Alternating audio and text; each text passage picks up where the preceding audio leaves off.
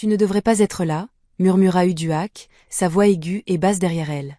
Shinaza se retourna lentement. Je ne fais rien de mal, répondit-elle calmement. Uduak s'approcha, un sourire crispé sur les lèvres. Tu es toujours là. Ton père t'aime trop, et ça te cause des problèmes. Shinaza cligna des yeux, perplexe. Que voulait dire Uduak? Elle tenta de la contourner pour s'échapper, mais Uduak la repoussa brutalement. Déséquilibrée, Shinaza trébucha, avant même de s'en rendre compte, elle tomba dans l'eau. Elle poussa un cri strident, qui fit sursauter tout le monde autour. Kletchi, cria-t-elle, le cœur battant à tout rompre. En entendant sa voix, Kletchi se précipita immédiatement vers le bord de l'eau. Que s'est-il passé? Demanda-t-il, paniqué, en fixant Shinaza qui se débattait dans l'eau. Uduak, prise de court, cria, elle a sauté dans l'eau pour se suicider. Sans réfléchir, Kletchi plongea dans la mer pour la secourir. Uduak hurla, non. Elle n'avait jamais imaginé qu'il ferait une telle chose, surtout en sachant qu'il n'était pas un bon nageur. Les secondes s'étirèrent en minutes, et aucun signe de vie ne remontait à la surface. Il était à peine 6 heures du matin lorsque Madame Uduak, la belle-mère de Shinaza, cria son nom depuis le salon, comme si elle venait de faire un cauchemar. Shinaza bondit de son lit et se précipita dans le salon, redoutant une nouvelle vague d'insultes, de coups ou de moqueries. C'était sa vie depuis la mort de son père, qu'il avait toujours protégée. Elle n'avait que 2 ans lorsque sa mère, Amara, était décédée tragiquement. Amara était une femme magnifique et la meilleure amie d'Uduak. Amara, Uduak et Kletchi avaient grandi ensemble dans la même communauté. Kletchi, fils unique d'un homme riche et influent de la ville, menait une vie bien différente de la leur. En grandissant, il les invitait souvent à des sorties sur son bateau pour des croisières. Il savait s'amuser et emmenait les 2 jeunes femmes avec lui. Amara et Uduak admiraient toutes 2 Kletchi, un peu comme un béguin, mais Uduak était bien plus ouverte sur ses sentiments. Cela se voyait dans la manière dont elle se jetait sur lui, l'enlaçant et l'embrassant sur la joue. Elle proclamait haut et fort son amour pour lui à qui voulait l'entendre. « Voici mon futur mari », plaisantait-elle, même si Kletchi ne répondait jamais à ses avances. Pendant ce temps, Amara se contentait de sourire en observant sa meilleure amie flirter avec lui. Uduak fut donc bouleversée lorsque Kletchi annonça soudainement son intention d'épouser Amara. Elle se sentit trahie, blessée et dévastée. Comment a-t-elle pu me faire ça? Pensa-t-elle. Kletchi et Amara ne perdirent pas de temps. Ils se marièrent rapidement, et Uduak, malgré sa douleur, fut choisie comme demoiselle d'honneur.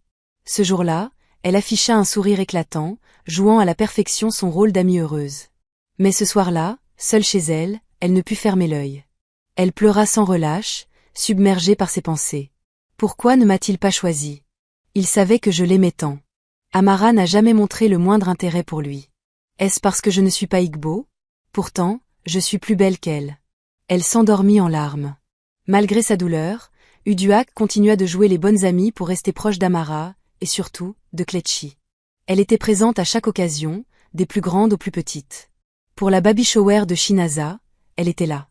Pour le premier anniversaire de la petite, elle arriva avec le plus beau des cadeaux. « Laisse-moi gâter ma filleule », disait-elle à Amara, saisissant chaque opportunité pour parler à Kletchi ou simplement voir son sourire. Mais Kletchi se sentait mal à l'aise en sa présence. Il n'appréciait pas les regards insistants qu'elle lui lançait lorsqu'Amara avait le dos tourné.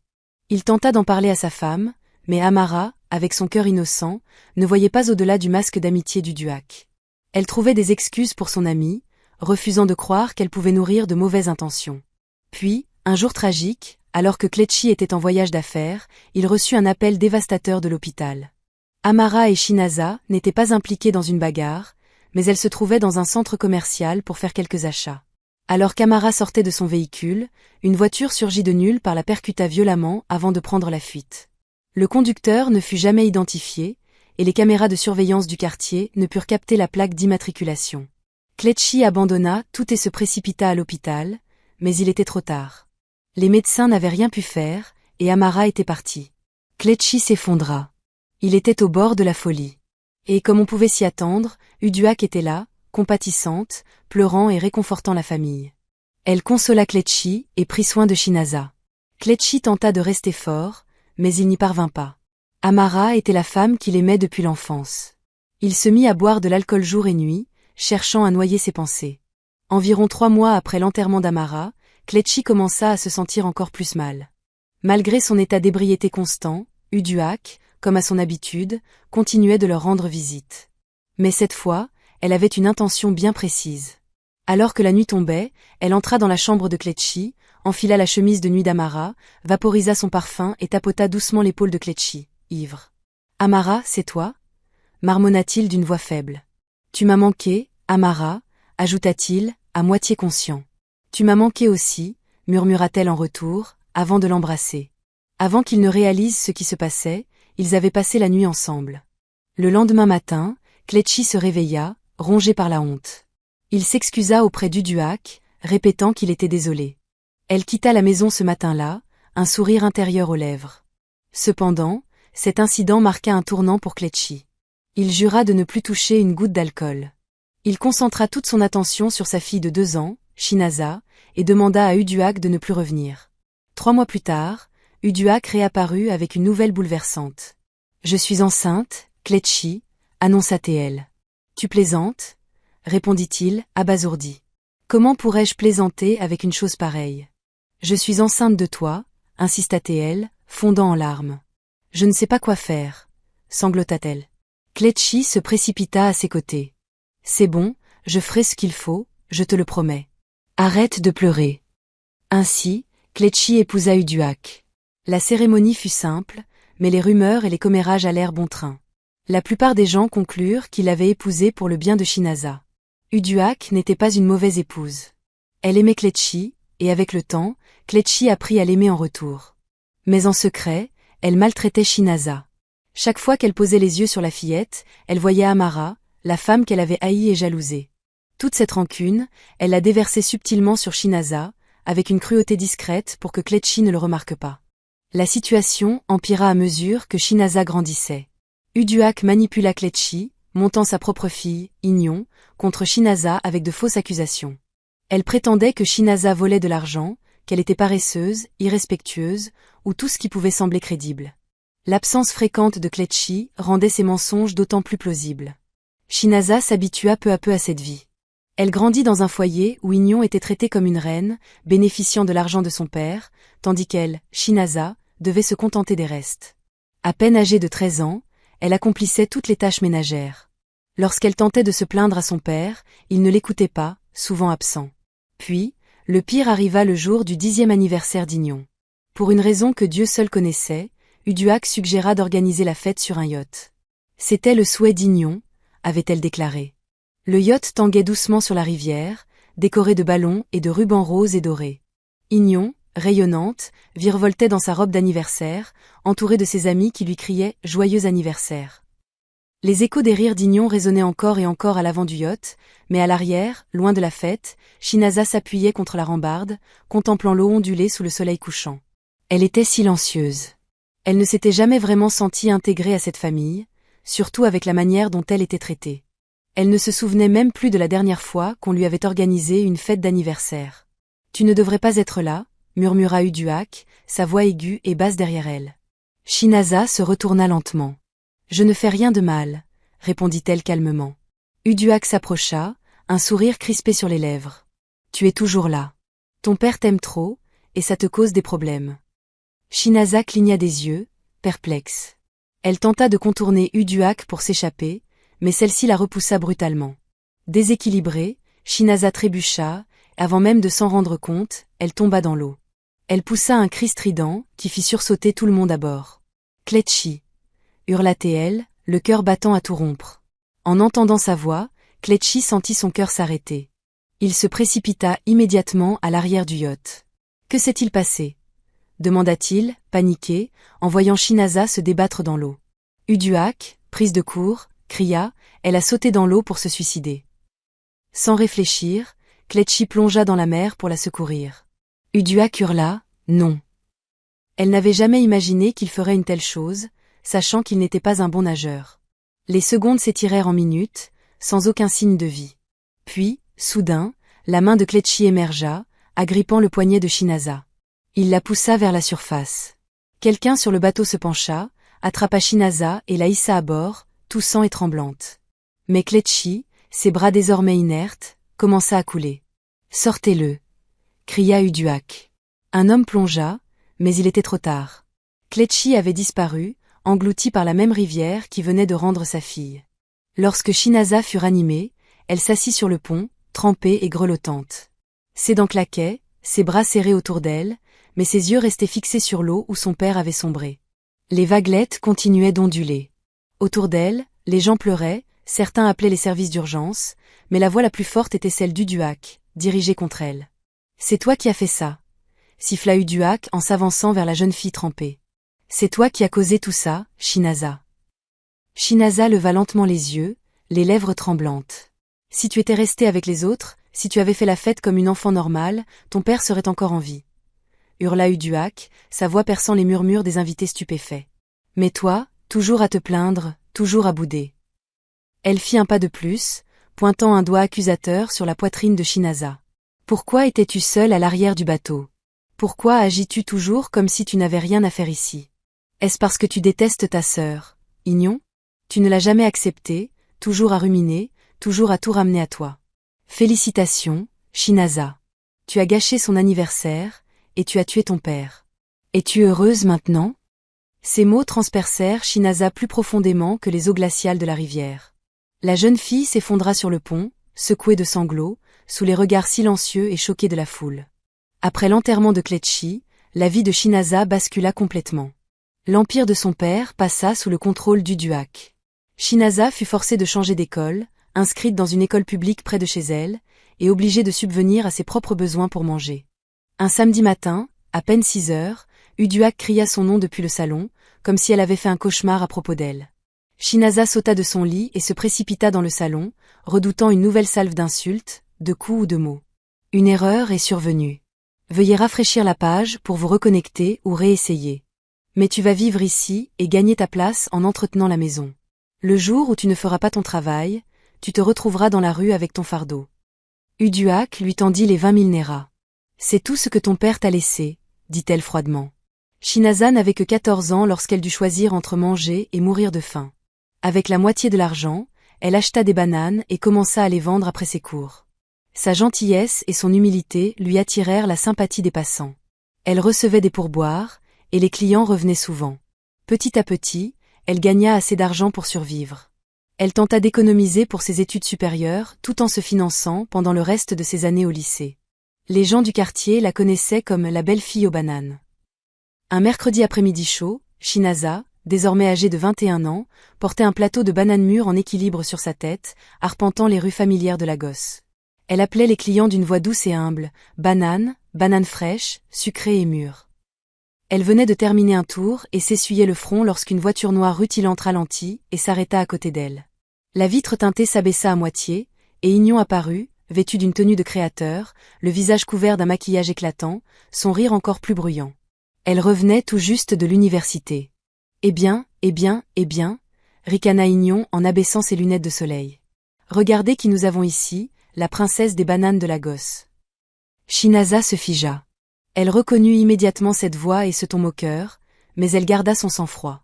Ignon sortit de la voiture, croisa les bras et s'appuya contre la portière. « Tu sais, ça te va vraiment bien, » dit-elle avec une fausse compassion. Vendeuse de bananes le jour, orpheline par le destin. Je devrais prendre une photo pour mes souvenirs du jeudi. Quelle disgrâce! Es-tu sûre d'économiser assez pour aller à l'université un jour? Tu sais, l'école n'est pas faite pour tout le monde. Tu devrais y réfléchir. Avant que Shinaza ne puisse répondre, un homme maigre et épuisé, vêtu de haillons, s'approcha timidement. Ses pieds étaient couverts de poussière, et il se tenait le ventre comme s'il souffrait de faim. « S'il vous plaît, » murmura-t-il, s'adressant d'abord à Ignon. « Je n'ai rien mangé aujourd'hui. Auriez-vous quelque chose à me donner, juste un petit quelque chose ?» Ignon retroussa les lèvres avec dégoût, le toisant comme s'il était une tache sur sa chaussure. « Es-tu fou? Est-ce que j'ai l'air de ta mère ?» lança-t-elle sèchement. « Dégage, tu pues. Ou mieux, va parler à ta semblable, là-bas. » Elle désigna Shinaza d'un geste dédaigneux et se tourna vers sa voiture, s'éventant le visage. Le visage de l'homme s'affaissa, sa fierté brisée au milieu de la rue. Il s'apprêtait à s'éloigner, humilié, lorsque Shinaza s'avança. « Je suis désolée, » dit-elle doucement en détachant quelques bananes de son plateau. « Prenez ça, ce n'est pas grand-chose, mais ça devrait t'aider. » L'homme la regarda, stupéfait. « Que Dieu vous bénisse, » murmura-t-il, les larmes aux yeux. Il prit les bananes et s'assit près du caniveau pour les manger. Il ne les éplucha même pas soigneusement, les dévorant comme quelqu'un dont l'estomac n'avait connu que le vide. Ignon éclata d'un rire moqueur et secoua la tête. Vous vous méritez l'un l'autre. Tu devrais envisager de l'épouser, lança-t-elle avec mépris en remontant dans sa voiture. Vous feriez un couple parfait, le roi et la reine des rues.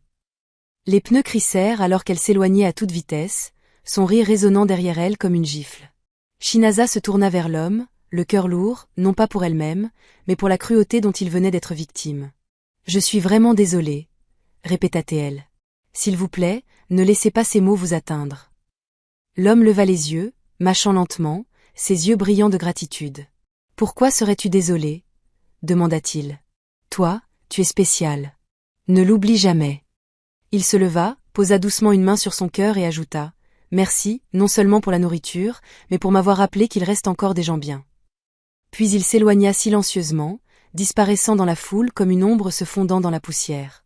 Shinaza resta immobile un instant, les yeux fixés sur le chemin qu'il avait pris. Elle ne le savait pas encore, mais cet acte de gentillesse venait de déclencher une série d'événements qui allaient changer sa vie à jamais. Le lendemain, Shinaza était de retour à son coin de rue, près du vieux supermarché, son plateau soigneusement garni de bananes dorées. Sa voix était basse mais douce lorsqu'elle appelait les passants, bananes, douces et fraîches. Puis, elle remarqua quelqu'un qui marchait vers elle, familier mais inattendu. C'était le même homme que la veille. Ses vêtements étaient plus propres cette fois, toujours simples, toujours usés, mais sa posture avait changé. Il tenait un petit mot plié dans la main, et une détermination se lisait sur son visage. « Ma sœur, dit-il doucement en s'arrêtant devant elle. Je suis venu payer les bananes que tu m'as données hier. S'il te plaît, je n'ai pas pu dormir en sachant que j'avais mangé sans payer. » Shinaza le regarda et sourit, s'essuyant les mains sur un chiffon. « Tu ne me dois rien, répondit-elle doucement. Je te les ai donnés par gentillesse, pas en tant que vendeuse. » L'homme insista. « S'il te plaît, prends l'argent, même si c'est peu. Je veux faire ce qui est juste. » Elle secoua la tête. « Je préférerais que tu utilises cet argent pour un bon repas aujourd'hui. » Elle hésita, puis prit 2 bananes sur son plateau et les lui tendit. « Tiens, prends celle-ci, je te les offre aussi. » L'homme la fixa, les yeux écarquillés. « Pourquoi es-tu si gentille avec quelqu'un comme moi ?» Shinaza baissa les yeux, sa voix tremblante. « Je sais ce que c'est d'être invisible. Parfois, j'ai juste besoin de parler à quelqu'un. Tu peux t'asseoir avec moi si tu n'es pas pressé. » Il sourit, un sourire lent et reconnaissant. Ils trouvèrent un endroit ombragé sur le trottoir, là où elle se reposait habituellement lors des longues journées. Ils s'assirent. Il lui révéla enfin son nom, « Je m'appelle Ibuka. » Shinaza, répondit-elle en lui tendant la main. À partir de ce jour, une routine tranquille s'installa. Ibuka passait tous les jours, parfois même avant qu'elle n'arrive. Les jours calmes, il l'aidait à ranger soigneusement les bananes sur son plateau. Il portait le plateau pour elle pendant qu'il marchait, riait, parlait et vendait. Il ne demandait jamais plus de bananes. Il restait simplement. Il parlait de petites choses, la météo, le bruit du marché, les clients impolis. Parfois, ils abordaient des sujets plus profonds, comme la douleur et la perte. Shinaza lui parla un peu de son père, pas de tout, mais assez pour qu'il comprenne que son cœur avait connu le chagrin. Ibuka écoutait attentivement, et les gens autour commencèrent à remarquer que la silencieuse fille aux bananes avait désormais un compagnon. Certains les taquinaient, les surnommant le couple des bananes, mais Shinaza s'en moquait. Pour la première fois depuis des années, elle se sentait vue. Elle ne savait pas d'où venait Ibuka, ni pourquoi il semblait toujours errer seul, mais elle se souciait seulement qu'il soit là. Un jour, après avoir fini de vendre, Shinaza et Ibuka étaient assis sous leur arbre habituel, sirotant de l'eau fraîche. Leur plaisanterie était légère, comme toujours, mais il y avait une lueur plus profonde dans les yeux d'Ibuka ce jour-là, quelque chose de troublé. Shinaza le remarqua. « Tu es silencieux aujourd'hui, dit-elle doucement, le poussant du coude. » Ibuka la regarda, son expression à la fois douce et résolue. « Shinaza, commença-t-il. » Son cœur fit un bond. « Je n'ai pas tout compris dans la vie. Je n'ai ni manoir, ni diplôme, ni nom de famille prestigieux. Tout le monde le sait. Mais je sais ce qu'est la paix, et je ne l'ai connue qu'en te rencontrant. » Les mains de Shinaza s'immobilisèrent. « Je veux t'épouser, poursuivit-il. » Ses yeux s'écarquillèrent. « Oui, je veux t'épouser, » répéta-t-il en lui tendant la main. « Pas seulement pour t'aider à porter tes bananes. Je veux porter la vie avec toi, le bon, le mauvais, tout. » Les lèvres de Shinaza s'entr'ouvrirent, prête à objecter, à poser des questions, à dire non. Mais quelque chose dans sa poitrine apaisa ses peurs, comme la brume qui s'efface devant le soleil matinal. Il n'y avait pas de voix tonitruante venue du ciel, mais une paix solide et tranquille. Shinaza cligna lentement des yeux et acquiesça. « Oui, je t'épouserai », murmura-t-elle. La nouvelle des fiançailles se répandit comme une traînée de poudre dans le quartier. Lorsqu'Ibuka vint voir Uduak pour les présentations officielles, sa réaction fut aussi froide et amère que jamais. Uduak était assise sur son fauteuil en cuir usé, les jambes croisées, un sourire moqueur au coin des lèvres. « Alors, c'est l'homme qu'il te faut », dit-elle en toisant Ibuka avec un ricanement. « Eh bien, Shinaza, puisque tu n'es pas capable d'obtenir un diplôme comme ma fille, c'est peut-être ta destinée d'épouser ton camarade de rue. » Shinaza se tenait silencieusement à côté d'Ibuka, les yeux rivés au sol. Uduak croisa les bras. « Avant même d'envisager ce mariage, tu devras payer une dot de 2 millions de nera. Considère cela comme un test de tes capacités, jeune homme. J'utiliserai l'argent pour engager une bonne qui pourra la remplacer. » Elle rit doucement. « Je connais ton genre. Cet argent seul devrait te faire fuir. » Ibuka ne broncha pas et hocha la tête. « D'accord, » répondit-il simplement. Uduak éclata de rire. « Tu sais combien j'ai dit ? » « Je te l'apporterai, » dit-il calmement. « Dans une semaine. » Uduak se moqua. « S'il te plaît, prépare ton discours larmoyant maintenant, Shinaza. » Mais exactement une semaine plus tard, Ibuka revint. Il n'arriva pas dans une voiture de luxe ni vêtu d'un costume, mais avec une petite enveloppe soigneusement enveloppée dans du nylon, contenant la somme totale de 2 millions de nera en billets neufs. La bouche d'Uduak s'ouvrit. Elle compta l'argent elle-même, 2 fois, puis une troisième, incrédule. « Où as-tu trouvé ça ? Comment as-tu fait ?» balbutia-t-elle. « J'ai dit que je l'apporterais, » répondit Ibuka calmement. Uduak n'avait ni mot ni excuse pour empêcher le mariage. Elle avait tendu un piège qui n'avait pas réussi à attraper sa proie. Ainsi, Shinaza était libre d'épouser l'homme qui la voyait non pas comme un fardeau, mais comme un trésor. Ce qu'elle ignorait, c'est que sa vie allait prendre un tournant qu'elle n'aurait jamais pu imaginer. Tous ces après-midi passés à vendre des bananes au bord de la route, avec Ibuka à ses côtés, il lui demandait souvent avec un sourire curieux, « Si tu avais tout l'argent du monde, à quoi ressemblerait ton mariage de rêve ?»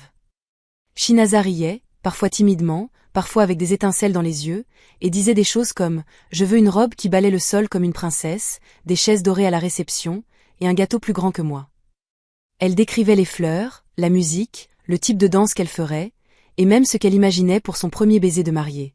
Ibuka écoutait en silence, souriant, sans jamais dire grand-chose, juste écouter. Bien sûr, Shinaza ne prenait jamais la question au sérieux.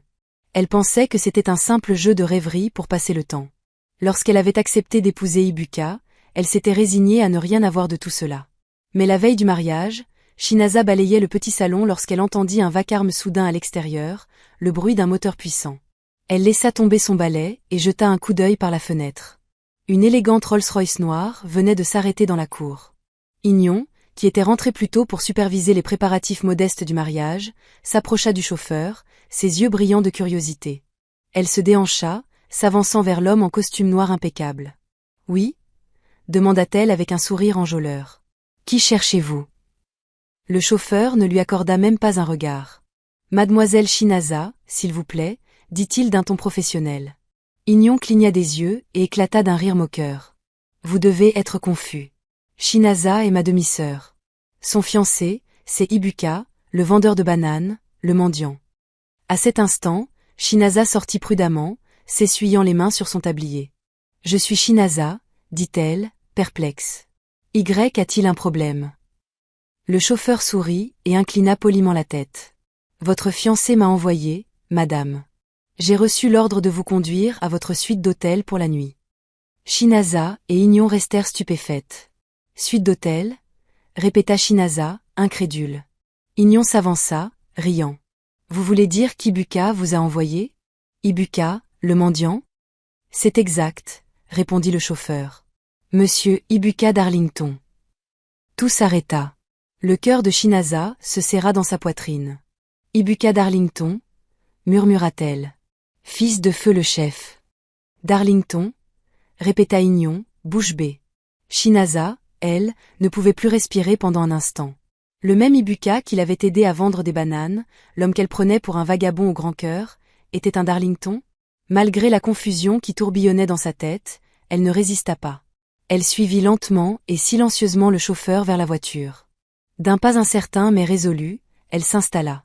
La portière se referma derrière elle, et la Rolls-Royce quitta la cour. Shinaza fixait le ciel par la fenêtre, son monde tournoyant dans une incrédulité silencieuse. De qui était-elle tombée amoureuse, exactement? Et pourquoi avait-il choisi de le cacher jusqu'à maintenant? Bientôt, la voiture s'arrêta devant l'Eden Crest, le plus somptueux hôtel de Lagos, un lieu qu'elle n'avait vu que de loin, dans des magazines ou sur des affiches. Avant même qu'elle ne puisse descendre, les portes de l'hôtel s'ouvrirent. Une rangée de personnel impeccablement vêtu se tenait de chaque côté d'un tapis rouge déroulé pour elle. Le sol était jonché de pétales de rose, et une douce musique s'échappait de haut-parleurs invisibles, emplissant l'air d'un romantisme apaisant. On aurait dit un rêve. Shinaza sortit lentement, pieds nus sur les pétales, les yeux écarquillés d'émerveillement. Le personnel s'inclina respectueusement. « Bienvenue, madame », dirent-ils à l'unisson. Sa bouche s'ouvrit, mais aucun mot n'en sortit. Une femme la guida doucement par la main. « Par ici, s'il vous plaît. » Ils entrèrent dans l'hôtel, prirent un ascenseur vitré, et, quelques instants plus tard, elle fut conduite dans la suite présidentielle, si grandiose qu'elle en resta bouche bée. Le sol scintillait, les murs étaient ornés de fleurs fraîches, et une table était dressée avec ses plats préférés. Elle les reconnut immédiatement. Mais ce qui attira son attention, ce fut la robe de mariée posée sur le lit. Élégante, fluide, majestueuse, avec exactement les détails qu'elle avait décrits à Ibuka lors d'une de leurs conversations. À côté, une petite enveloppe blanche. Les mains tremblantes, Shinaza l'ouvrit. De l'écriture d'Ibuka, elle lut. « Mon amour, je pensais chaque mot que je t'ai dit. Tu m'as apporté plus de paix que toute la richesse du monde. Je voulais savoir si tu m'aimerais pour qui je suis, et non pour ce que j'ai. Tu l'as fait, pleinement. Demain, je t'expliquerai tout, mais ce soir, repose-toi comme la reine que tu es. Ton fiancé, Ibuka. » Ignon, de son côté, rentra chez elle, claqua la porte et arpenta le salon comme une lionne en cage. « Une Rolls-Royce » cria-t-elle, sa voix aiguë tremblant de fureur. « Et le chauffeur a dit Ibuka Darlington ?» Uduak s'assit lentement, le visage pâle, les doigts crispés. « Darlington » répéta-t-elle, comme si le nom lui brûlait la gorge. « Comme dans Chef Darlington. »« Oui » s'exclama Ignon. « Celui qui possédait des domaines à Lekki, Banana Island, Abuja, partout. Celui avec des comptes offshore et des jets privés. » Uduak resta silencieuse un long moment, sa fierté nouée dans sa poitrine. « Ce doit être une farce, » dit-elle enfin, se levant pour se ressaisir. « Ce mendiant en haillons que nous avons vu ne peut pas être. Ibuka. » Le jour du mariage arriva comme une scène tout droit sortie d'un conte de fées. Le lieu était le Crystal Grove, un centre événementiel de luxe niché au cœur de Lagos, réservé aux élites.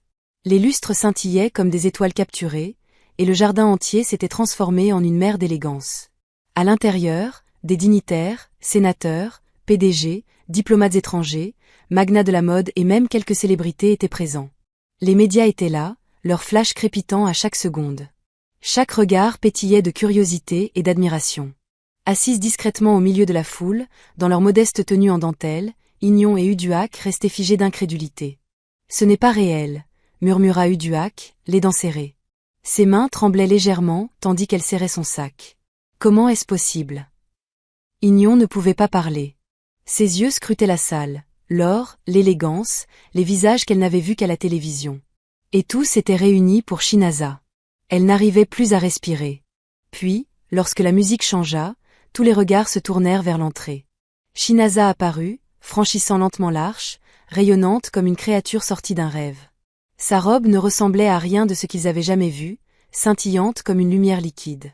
Son voile chatoyait doucement à chaque pas, et le bouquet qu'elle tenait était composé d'orchidées blanches et de gypsophiles enveloppées de satin. Des murmures d'admiration parcoururent l'assemblée. Même Shinaza avait du mal à croire ce qui se passait. Ses doigts tremblaient, ses lèvres s'entr'ouvrirent d'émerveillement. « Comment suis-je arrivée ici ?» pensa-t-elle. Mais elle leva les yeux et le vit. Ibuka se tenait droit, majestueux, vêtu d'un smoking blanc orné d'or. Il souriait. Ce sourire apaisa son cœur, lui rappelant qui elle était. Elle avança vers lui à travers la foule. Les téléphones se levaient, les violons s'élevaient, et Shinaza marchait lentement, gracieusement, les yeux fixés sur l'homme qui avait vu sa valeur bien avant le monde. Au fond de la salle, les jointures d'Uduak blanchissaient à force de serrer son sac à main. Ignon, elle, avait cessé de cligner des yeux. Ça devrait être moi, murmura-t-elle. Elle n'était rien, une vendeuse de bananes au bord de la route. Mais Uduak ne répondit pas. Elle avait ravalé trop d'orgueil pour parler. Puis la voix du prêtre s'éleva, claire et solennelle. Si quelqu'un ici a une raison pour laquelle ce couple ne devrait pas être uni par les liens sacrés du mariage, qu'il parle maintenant ou se taise à jamais. La foule retint son souffle. Soudain, la main d'Ignon s'éleva dans les airs. Des exclamations résonnèrent dans la salle, tandis qu'elle se levait brusquement. « J'ai une objection » cria-t-elle. Toutes les têtes se tournèrent, y compris celle de Shinaza et Ibuka. Le visage d'Ibuka se durcit, et un silence assourdissant s'installa. « Vous ne pouvez pas épouser cet homme. » La voix d'Ignon tonna, dans la salle élégante. Ses talons claquèrent lorsqu'elle s'avança dans l'allée, son doigt pointé droit sur Shinaza. Des murmures choqués parcoururent l'assemblée. « Je ne vous laisserai pas l'épouser » hurla-t-elle à nouveau, la voix brisée par la rage. « Il était censé être à moi. Si vous ne mettez pas fin à cette cérémonie immédiatement, je jure que je révélerai tout. » Shinaza resta figée, son bouquet toujours serré dans ses mains, le visage pâle sous son voile. Ignon se tourna vers la foule, jouant désormais devant l'audience comme si elle était dans un tribunal. « Vous ne savez pas ce qu'elle a fait, » dit-elle, tremblante. « Cet homme m'a abordé en premier. Il m'a supplié de lui donner de l'argent un jour, il m'a parlé en premier. Ce jour-là, au bord de la route, il était à moi. » Les chuchotements s'intensifièrent dans la salle. « Qu'a-t-elle fait » Ignon poursuivit, le visage crispé. « Elle me l'a arraché. Juste parce qu'elle lui a donné des bananes et a joué la carte de la pitié. Une voleuse de mari. » Puis, comme un écho sombre, Uduak se leva de son siège à côté de sa fille, ajustant son gelé avec un air de dédain. « Oui, » lança-t-elle. « Qu'est-ce qui te fait croire que je resterai là à regarder cette honte ? Ma fille mérite mieux que ce mariage. » L'atmosphère était pesante, tous les regards rivés sur le couple. Les mains de Shinaza tremblaient. Son cœur battait fort dans sa poitrine, et ses jambes vacillaient, mais Ibuka posa une main sur sa joue pour la réconforter. « Tu es en sécurité maintenant » murmura-t-il. L'atmosphère restait tendue. Ibuka serra la main de Shinaza, les dents crispées, puis se tourna lentement vers Ignon et Uduak, sa voix froide et maîtrisée. « Je ne voulais pas faire ça ici, pas aujourd'hui, » dit-il, les yeux fixés sur elle. « Mais puisque vous avez décidé de gâcher le mariage de votre sœur, la vérité doit éclater. » Il leva légèrement la main pour faire signe à l'entrée. 2 gardes en uniforme s'avancèrent, escortant un homme plus âgé dans la salle. Des exclamations résonnèrent à nouveau dans l'assemblée. L'homme semblait nerveux, rongé par la culpabilité, mais déterminé. Dès qu'Uduak le vit, son visage blêmit. Elle recula en titubant, ajustant son gelé, puis détourna les yeux, submergée par la honte. « Non » murmura-t-elle dans un souffle. L'homme s'avança, prenant délicatement le micro des mains du prêtre. Il déglutit péniblement et commença « Je m'appelle Fidli. » Sa voix tremblait. « Il y a des années, j'étais chauffeur privé, et je suis le vrai père d'Ignon. » La foule laissa échapper un nouveau murmure de stupéfaction. Ignon resta figé, les lèvres entr'ouvertes, le corps raide. Fidli poursuivit « J'étais là le jour de la mort d'Amara. Ce n'était pas un accident. Uduak m'a payé une grosse somme d'argent pour me rendre sur cette place et la percuter. Elle savait qu'Amara et sa fille étaient là. Je ne savais pas que cela la tuerait, mais je l'ai fait, et je vis avec cette culpabilité depuis. » Il se tourna vers Ignon, dont les yeux étaient désormais vitreux de larmes. « Je voulais juste passer le temps qu'il me restait avec ma fille. Je suis en train de mourir. J'ai essayé de reprendre contact, mais Uduak m'en a empêché. » La salle était plongée dans un silence pesant. Ignon semblait avoir perdu pied. Son visage se tordit d'horreur, ses jambes cédèrent, et elle s'effondra sur la chaise la plus proche. « Non, non, ce n'est pas vrai, » murmura-t-elle, mais la vérité était évidente. Toute l'assemblée l'avait entendue. Fidli se tourna vers Shinaza. « Je suis désolé, Shinaza, » dit-il, la voix brisée. « Ta mère ne méritait pas ce que nous avons fait. Elle était gentille, elle était innocente. » À cet instant, les gardes s'approchèrent d'Uduak. « Madame Uduak, » déclara l'un d'eux fermement, « vous êtes en état d'arrestation pour complot en vue de commettre un meurtre et obstruction à la justice. » Uduak tenta de s'enfuir, mais les gardes furent rapides à la menotter sur place. Ignon, toujours tremblante, voulut parler, mais aucun mot ne sortit. Toute la salle la regardait. Elle fondit en larmes et s'élança hors de la salle, ses talons claquant derrière elle comme un écho de tonnerre.